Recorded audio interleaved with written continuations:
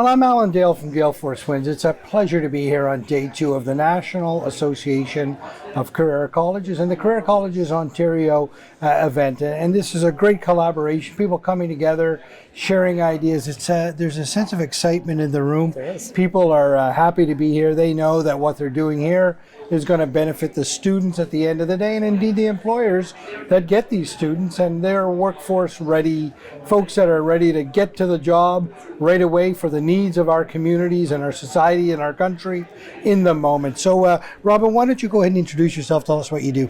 Okay, so I am Robin Graham, and I work for Trillium College. I'm the Director of Policy and Compliance. Okay, you're going to have to unpack that for me. Tell me a little bit about the college first. Okay, so Trillium College, I started out in the Kingston campus. We have 4 campuses across the province.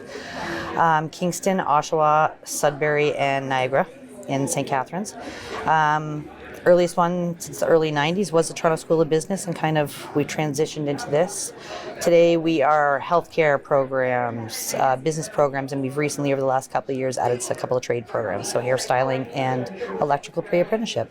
Wow, the Trillium has grown over the years. We have indeed. Wow, and so your role specifically is again? I am the Director of Policy and Compliance, so basically I ruin everybody's day by telling them they can't do something. Okay, so of course these are all very regulated, right? A lot of the programs. So your role is to make sure that everything marries up correctly. Yes. Talk to me about that role. I mean, that's a complicated piece of business, right? Trying to make sure everything that you're providing meets exactly the regulations of the province you're in. Absolutely. And I think it's kind of evolved. So my role has evolved. As I said, I started as a campus director with all the third parties that we deal with for each particular program, plus the regulation of the ministry. It becomes choosing the highest standard and making sure that we meet that, and adding OSAP into that, student funding, and they have another set. So we just want to make sure that we're setting the same standard across the board for everything. It makes it easier to do and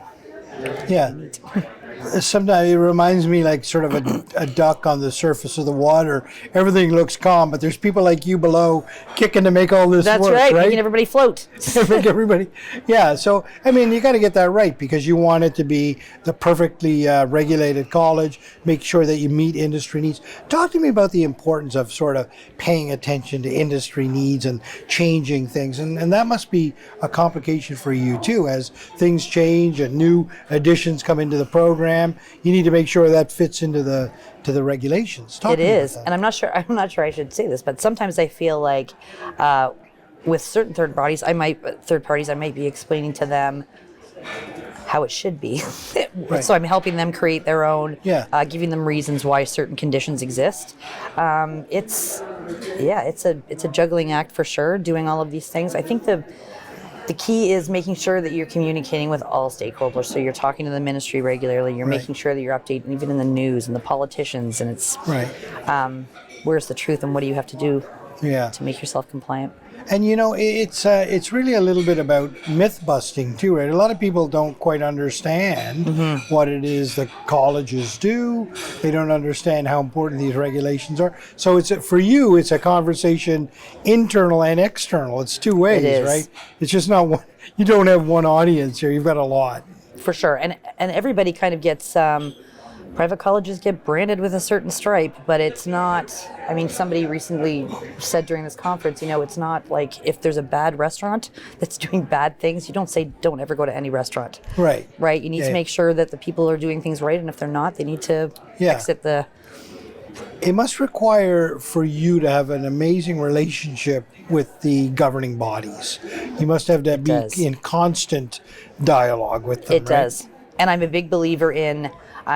Some people are afraid of audits or, oh no, we have an audit. I'm not. If we're doing something wrong, I want to know we're doing it wrong so I can make the correction. And plus, audits are a good way of knowing what your new inspector is looking for, if there's been changes. So, it's important.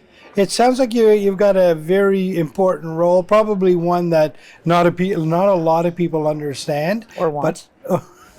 But it's in the background, and it is so very much needed to make sure that that standard is kept, right? It is. And I look around this room, and people are very, very proud of the programs that they're offering across the country, right? Absolutely. So they need folks like you in the background to make sure that we get the right standard, we get the right regulations, and you get the best offering to the students. It's true, and we're competitors, but we're also support each other. So a new owner yesterday was asking me questions about compliance, Yeah. and just saying, I don't know what to do about this. I was answering them. So Talk it's to me about important. the importance of that, sharing ideas in a room like this. Super important. I mean, you can talk to somebody. So I've been in this industry for about 18 years, Yep. and I was talking to a new owner who has been in it for 18 months, and he's trying to figure out what he needs to do, and he's thinking about adding student funding to his. And I think that's it. I mean, last night during dinner, just conversations come up, and you think, oh, we're going through that as well. So Yeah. it's important. Can you Collaboration. imagine what it must feel like for that person who's been in there for 18 months